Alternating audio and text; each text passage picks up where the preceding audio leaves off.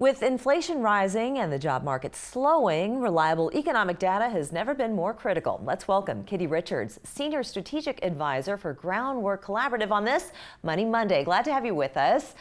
The last time the Fed met in late July, they left the interest rates at 4.25% to 4.5%. How is this impacting the economy?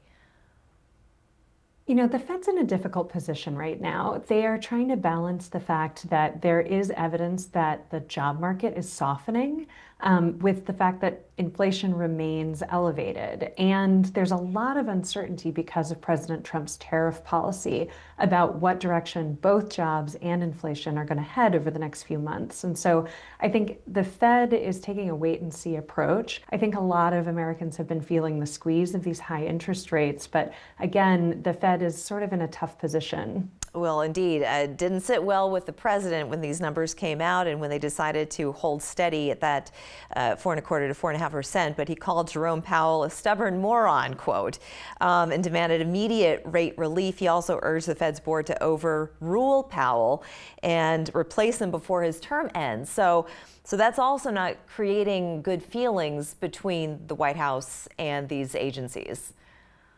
It is certainly not creating good feelings between the White House and these agencies. It's also causing a lot of skittishness among economic observers and investors and people who are trying to make decisions based on good economic data and sound economic policy making. I think it's really important to understand that a lot of what the Fed does is manage these difficult trade-offs, and confidence in the Fed is a really important part of how they keep the economy flowing smoothly. And I think any idea that the Fed might be politicized, that they might start making decisions based on what the president yells at them over the phone or in the press, those are pretty troubling. Yeah, it didn't stop with Powell either, and we'll get to the jobs report in a second here. But given persistent inflation, what factors would you say will the Federal Reserve weigh to then maybe drop rates in the future? When do they meet next? They meet next in mid-September. It's about a month away, and they're going to be watching. We're going to get another jobs report. We're going to get more signs about the direction of inflation, both in consumer prices and in producer prices, which came in hot last week. They're also weighing what consumers think about where the economy is going. We had a very negative consumer sentiment index reading last week. Those are the kinds of data that are going to be coming in that are going to give the Fed some understanding of the direction that the economy might be heading. So going back to jobs, how does the slowdown in job creation affect overall consumer confidence? And those numbers, they didn't sit well with the president either. In fact, he went so far as to demand the firing of the Bureau of Labor Statistics Commissioner Erica McIntarfer. So if you don't like what you hear, I guess you just, you know, off with your head.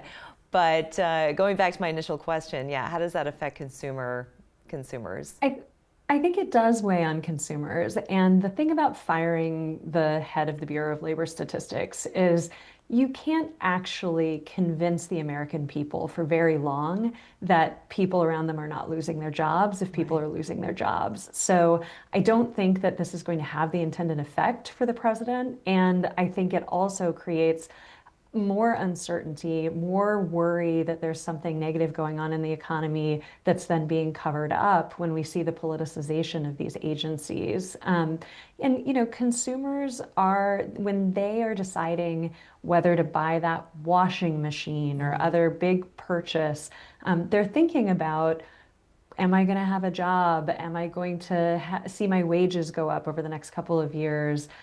Those kinds of questions weigh on consumers, and then that can have a real ripple effect in the economy. If folks are feeling economically insecure, which we know so many families are with the rising cost of housing and groceries and other necessities, they're going to feel the pinch and they're going to pull back on some of those nice to have but not need to have in order to make ends meet for the next month items. And then the people who manufacture and sell those items are going to have to start pulling back as well. How are stock, bond, and credit markets responding to this? You know, we haven't seen an enormous stock market response. I think that folks are waiting and seeing, but I do think that this is really causing a lot of consternation and some real nervousness. And investors in the stock and bond market, they use this data, and it's really important to them that it is accurate. Sure. They are making plans for the future just like consumers. Indeed. But those plans affect where money is invested in the economy, whether new factories are built, these big questions, and they rely on good government data to make those decisions. Indeed, indeed. Well, we hope to have you back, and maybe we can figure out what the solution is, how to fix this. I want to thank you so much for joining us, Kitty. Thank you. We'll be back after this.